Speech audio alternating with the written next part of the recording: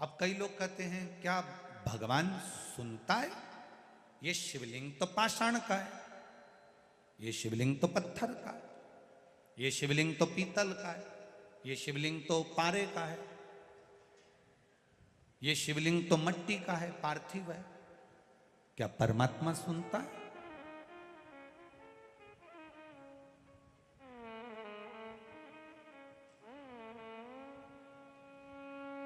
अगर नहीं सुनता होता तो विचार करिएगा। श्रीमद् भागवत में एक कथा आपने सुनी होगी, हाथी का पांव किसने पकड़ा? बोलो बोलो जम के। मगर ने पकड़ा। और हाथी ने किसको बुलाया? भगवान को। अब भगवान आए,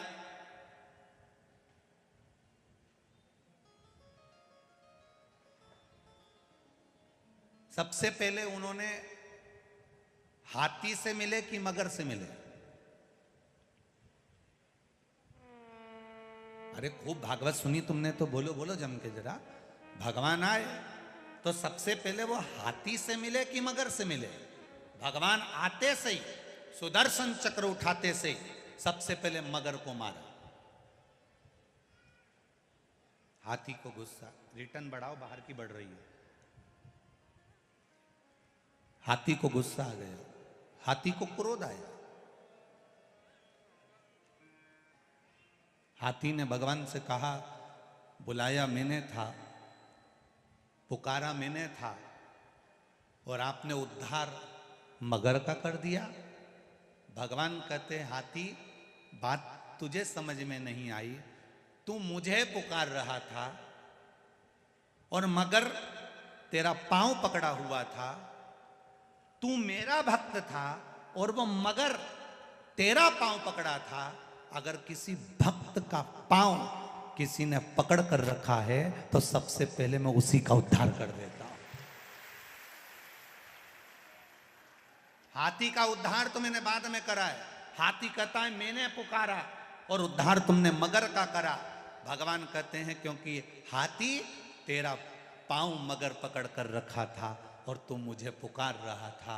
शिव महापुराण की कथा कहती है, तुम्हारे घर में अगर एक बच्चा, बुजुर्ग, नारी, पुरुष, स्त्री, कोई भी तुम्हारी 7 पीढ़ी में, तुम्हारी 71 पीढ़ी में भी अगर कोई एक व्यक्ति भगवान के मंदिर जाता है, भजन करता है, कीर्तन करता है, स्मरण करता है, पूजन करता है, दिया लगाता है, तुलसी जी में जल देता है, पीपल की परिक्रमा करता है, शंकर भगवान को एक लोटा जल चढ़ाता है, भगवान की पूजन करता है, सुंदर कांड में जाता है, रामायण में जाता है, तुम्हारे घर का एक व्यक्ति भी अगर भगवान के भजन में लगा है तो पूरा घर, याद रखना, सबसे पहले उस भजन करने वाले के बल पर पूरा घर तर जाता है।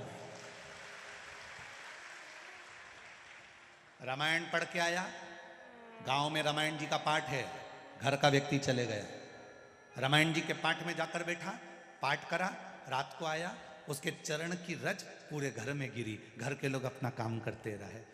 कथा में गया, कथा सुनकर आ गया, घर पर आया, ये जो चलते हो ना उसकी रज उड़ती है।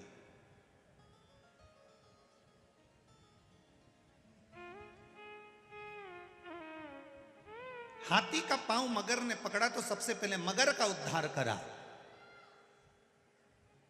सत्संग करने वाले का संग पकड़ोगे, भजन करने वाले का संग पकड़ोगे, स्मरण करने वाले का संग पकड़ोगे तो उद्धार तुम्हारा निश्चित है।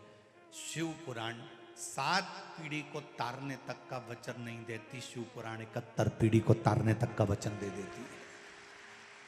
1 पीढ़ी 2 पीढ़ी नहीं, 7 पीढ़ी नहीं, शिव महापुराण 71 पीढ़ी को तारने का वचन देती है।